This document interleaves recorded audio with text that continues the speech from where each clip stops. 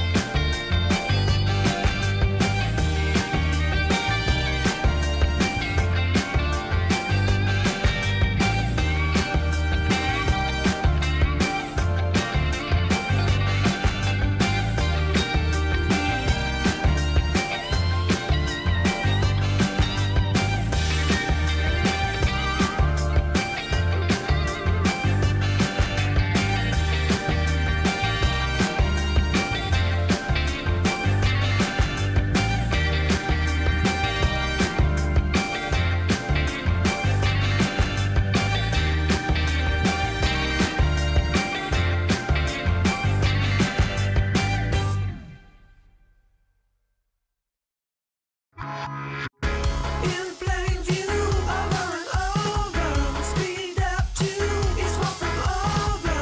In plain view, over and over. Join me to get me that over.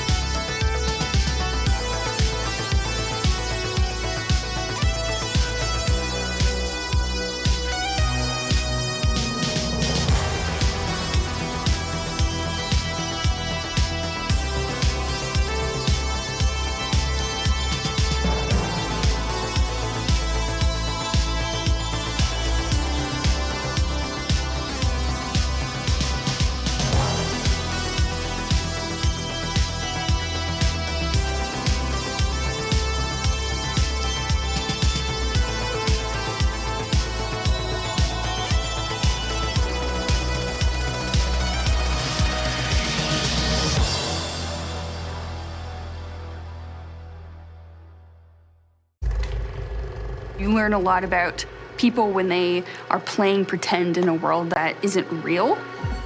I played first when I was 7. I started about 8 or 9. Since college, I started playing in 1991. I have run games for my mom, my dad, my sisters, my friends. He got me hooked, and I've been playing ever since.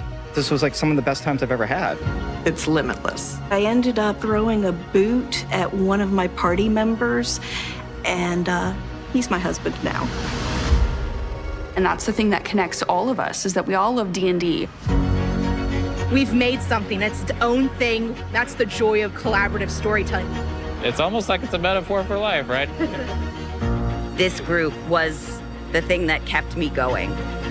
The good friends in this life that I have, I found playing D&D. This is our tribe. D&D is our tribe. I think it is important. You could actually let your imagination go wild. The world is your oyster. The possibilities are endless. I'm doing you a favor! Pow! Today, the D&D audience is bigger and more varied than it's ever been before. When we can come together in the same room, it's a different relationship, it's a different bonding. So what do you want to do? Attack!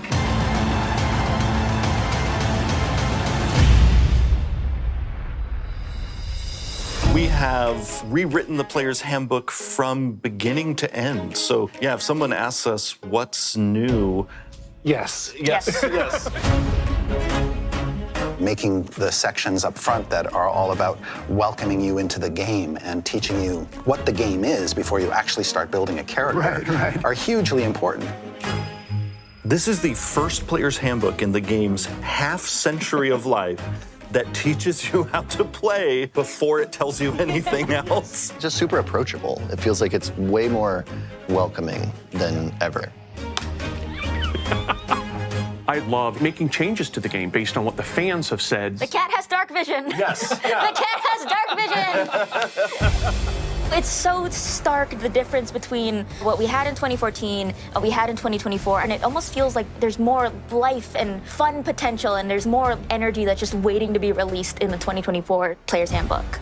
We have brand new spells, enhanced spells, brand new feats, character options that weren't there before, more subclasses than were available before, ways to customize your character that you never could before. Your character's background now influences who your character is through the life of that character in ways that it never did before. Every species option in the book has been redesigned. It is a complete reimagining of the book. When we embarked on the redesign of the Player's Handbook, one of my big priorities for our work was to create a way for our weapon-focused characters to engage with the game in new tactical ways. We created Weapon Mastery to give our fighters, rogues, rangers, paladins, barbarians, and others, really any character who is all about using weapons, a set of tactical gameplay options that they never had before. We wanted them to feel like, just as our spellcasters do, that each round they have a set of options that can meaningfully alter the tactical situation in a battle. We've been working with our friends on the D&D Beyond team so that when you go in and you've purchased the new Player's Handbook, you will be able to enjoy Weapon Mastery on a character who has access to that feature. Everything is new in the Player's Handbook. I think every piece of art is new. Everything's illustrated, so the players get to see trying to support the text as much as possible with options for your characters, options for your spells, options for everything you can play as, basically. Being able to identify with all the characters that are available makes them feel like they're part of it, and they can visualize it better if they can see themselves in these worlds. The rules glossary in the Player's Handbook is a super handy reference. You can just go and alphabetically find whatever crunchy detail of the rules you need to know in the moment. A number of the people who've already seen the book often say, this whole book is great, but I would buy this book just for the rules glossary. The 2024 Dungeon Master's Guide is really a top-to-bottom rewrite of the 2014 Dungeon Master's Guide. It is chock full of advice for Dungeon Masters, old and new, for you to really take it and run with it. There is a big, fat honkin' treasures chapter in the DMG, which is not surprising to anybody who's seen DMGs of old. We've got 100 pages or so of magic items in the DMG. Many of them are new, just so we have a very well-rounded selection of magic items to choose from. I think the combo of the PHB and the DMG combined really feels like something that will be way easier for a new player to experience, from whether you want to be a DM or a player. There's so much more art in this book than there was in the last one. And 99% of the art in this book is new. Dragons are cool, and we like dragons. This is by far the most monster-packed monster manual D&D has ever had. Part of that, frankly, is when I was drafting the original outline, I just couldn't stop. Yes, the monster manual is about giving you the rules for the monsters and cool art. Really, for me, it's this massive tome of inspiration. I'm working on the monster manual. I think about when I was a kid picking up the book and being like, this is the coolest creature I've ever seen. I want to make a campaign with this in it, or like, I'm just obsessed with how a displacer beast looks. I want to make this monster manual amazing. I'm so excited for other people to be able to read and engage, and just opening the doors for more and more folks to jump in on this. It's going to be so much fun. We're working on translating the Player's Handbook and the other core books into French and Italian and German and Spanish. It's so wonderful when we can have translated versions to make it easier for the next generation of D&D fans in other parts of the world to jump right into the game and start playing. Genuinely, I love this game, and I think it helps so many people from a role play perspective, a friend perspective, and just a way to hang out with your friends to get to know new people. And if it can let you play better or find new things, or even better, find new friends and find social groups and express yourself in a way that you've never been able to do, that's great.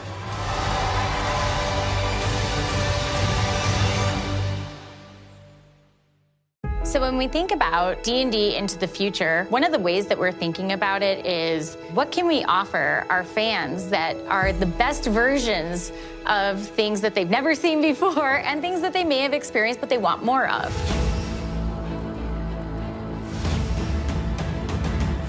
The Dragon Anthology book will be the first anthology and adventure book for the new 2024 rules. This anthology is all about dragons in dungeons, and it's kind of surprising how many people say that they've actually never fought a dragon in D&D. It is a book of 10 short adventures that all feature dragons in dungeons.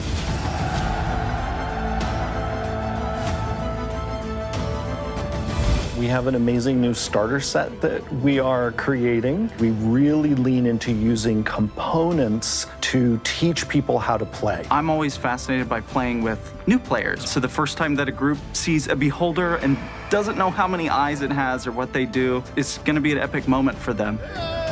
For the context of this box, it's in a place called the Borderlands, and it takes the players to kind of these three settings. There's the keep on the Borderlands, there's the wilderness itself, and then there is the Caves of Chaos. It sets them forth on this, this awesome journey that they can have for years and years and years, and hopefully bring that starter experience to someone else down the line. We can't say enough about how grateful we are to the local game store community. So how do we set it up so that they can create these amazing, beautiful play events? Part of the way that we're doing that is game stores will now get early access to our releases 2 weeks early. And those releases will be supported by play programs so that a store owner can go, hey, you've got your book early, and now here's some adventures to play along with it, with all of your friends in the store. One thing I love the most in this world is that's when I can bring Magic and D&D together. They're both just so special to so many folks. And Magic is going to highlight D&D's 50th anniversary with some Secret Lair drops today. What's your favorite part of D&D? The minifigs. The next step for us with LEGO is really to explore what it looks like beyond a major set. And so we're doing 12 minifigs. Those are going to come out on 9/1, so very, very, very soon. How exciting is that? To be part of a community of authors and creators that grow my game table more than just the people sitting at it is so special. That's kind of been the dream, is to be a part of that. We're very excited to just add our voice and our passion to the bigger picture. We're so excited to have so many people making and sharing their D&D content with other people. We're thrilled to announce some of our partnerships with creators that you know and love, whose content will be coming to the D&D Beyond marketplace. Part of our reimagining of D&D's core books was us also wanting to return to D&D's most popular setting, the Forgotten Realms. We are super excited about the Forgotten Realms guide. There hasn't been a player's guide in 5th edition. It's too much to fit into one book. So our return to the realms is going to be in 2 books. One tailor-made for dungeon masters, and the other a book that is tailor-made for players, but also of use to our DMs. We start the new player options. Lots of great, crunchy stuff for players to dig into to make new characters. New subclasses, new feats, new backgrounds, new spells, new kinds of spells. And then a chapter on factions that player characters can belong to. A lot of these will be factions that you'll recognize, like the Harpers or the Red Wizards of Thay, and maybe a couple of new ones that maybe got promoted. Then over in the Dungeon Master focused book, that's where we're really going to dig into different parts of the realms. If you want to do urban fantasy, well, we've got Baldur's Gate just for you. If you want to go do survival horror, you can take your adventure off to Icewind Dale. We've got sort of classic D&D fantasy where you have all these little isolated towns that live around this giant elvish mega dungeon that you can go into and explore. There's the Dale Lands for you. And maybe you're having some fairy stories or you're having conflict that you can resolve without violence. That's all the Moonshae Isles. And then finally, the land of Kalimshan. Each one of those both delivers on a different play style and just almost a different biome and like world that you can inhabit from a fantasy perspective.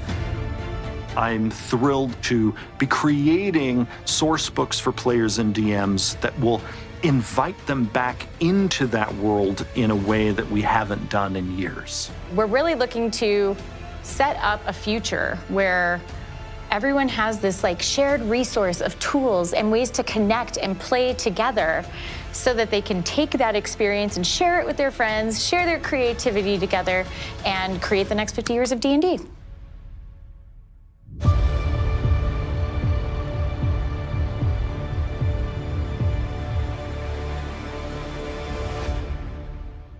I saved you, and I'm here to save you again. So many of us played Baldur's Gate 3. What in the sweet hells were you thinking? This is the opportunity for people to continue their adventures in this new way to play D&D. We have this 3D sandbox where you can bring your friends and play D&D with all of these cool 3D environment pieces and miniatures that come with the product. You can start experiencing a role-playing game, but in a more digital-friendly format. You go take those characters, Asterion and Karlak, you get to play with them and just tell your own tale. Where people who may be used to video games actually get to see the thing that you're talking about instead of just trying to imagine it. And it's not meant to replace your imagination. In fact, you actually need a lot of imagination still. You actually just pick up the miniatures and move them around, and you can build things like you would build at your table with 3D terrain pieces. You have 3D characters that you can look at, manipulate, dress up. What we're trying to do is get the most fast, fun, accessible version of the game. It's basically playing D&D on your own virtual tabletop. Just easy, fast, fun. If you played with minis before, you're just playing with minis here. It's just a place for you to connect with your friends online whenever you want.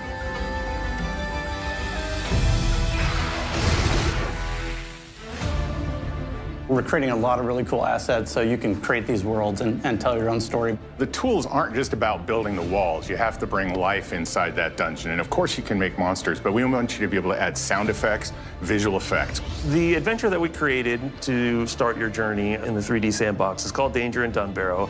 This is like the best starter pack that's ever existed for Dungeons & Dragons. You can also bring in any character from D&D Beyond, and it will bring in all of your equipment and all of your abilities and spells, and you can use those by clicking on the buttons. And we also have a thing we're calling the Mini Maker, different scales, sizes, the look of it. The awesome thing about D&D is you can continue to get like magical items, and then you can go back to your character and redress them up over and over again and show your individuality within the group, and you just feel the progression. We're really trying to capture this toyetic vibe. So all of our assets are created in a way that's like actually buying like a high-end mini or figure. We want it to feel kind of painted, but kind of realistic. Trying to capture that beautiful in-between where art and figures and games come together. We have an idea that's called a module. It's a D&D mini adventure meant to last a few hours just so that you can get a taste or get a part of your adventure. We didn't want to tell the whole story for you, so we give you these places. You want to go to a graveyard? Well, here's a graveyard. You want to go to a mine? You want to go to town? You can then assemble them how you want, but each has a pre-made story in it, characters, adventures, and so it's a great place to start. You're modding games more than making everything whole cloth, which is just faster and more fun for most people. We also have a builder, which is awesome. So you can create your own dungeon, you can create your own forest. The level builder is sort of like the best miniature set that you could have, and it's at your fingertips. It comes in a variety of different kit pieces, so you can snap together multiple walls. It's really strong for DMs because you can use the level builder to make something very quickly, or you can spend as much time as you want to on it, whatever story they're trying to tell. The Dungeon Master has to have secrets, has to be able to surprise the players. We have secret doors and traps, right? We have gizmos like, lifts that go up and down, all sorts of crazy stuff. Really make that storytelling dynamic. 2D tokens are our way to let you bring in like every monster that can put any image on there, or you can bring in your own image and create a unique character. You don't even have to play Dungeons & Dragons necessarily, right? If you want to throw in your own custom rule set or another game, we roll dice, we have toys, like go crazy. We're starting with Dungeons & Dragons, but there's so much more you can do with it. All sorts of kinds of games and all sorts of types of toys that we want to add over the years. We're opening it up so you can bring in any kind of character you want, like fight Drist against a robot. You'll be able to do that with all the groups that we're working with. It's great because we're using those characters and we're telling stories, but we're giving them over to the players too, so you can really play out what you've always wanted to do. The big deal is it wouldn't be Dungeons & Dragons if you couldn't share it, right? There's a huge creator community. They're the ones who've kept the game growing and going. So people are gonna be able to share these with each other. We're integrated with D&D Beyond. It's able to very easily organize information and create characters so that you can play that same character either in a book, on a piece of paper, on the web, or in this 3D immersive world. And if you have an original 2D map, you can easily upload that through D&D Beyond's map feature. With just one click, you can share that map into Project Sigil, drop down your minis, and keep right on playing. We're starting off on PC, but we want to go everywhere because we want to connect players across mobile, console, and I don't know, maybe even your fridge. Wherever you want to play, we want to be there at your fingertips. This 3D immersive experience is going to be available for free to try out, but also players are going to get it. DMs are going to get even more advanced tools. And we're going to offer even deeper, richer experiences for those who really want to dedicate themselves to the 3D side of this. Whether it's D&D Beyond, the books, or the 3D experience, we just want to make it easier, faster, put more creative control in your hands. We want to thank you for being a part of the exciting development of Project Sigil and invite everyone with a D&D Beyond account to join the closed beta coming this fall. Sign up for free right now at dndbeyond.com/project-sigil. And as an extra bonus, when you pre-order the 2024 digital and physical horror rulebook bundle, you will get this awesome Gold Dragon Mini to kickstart your Project Sigil collection.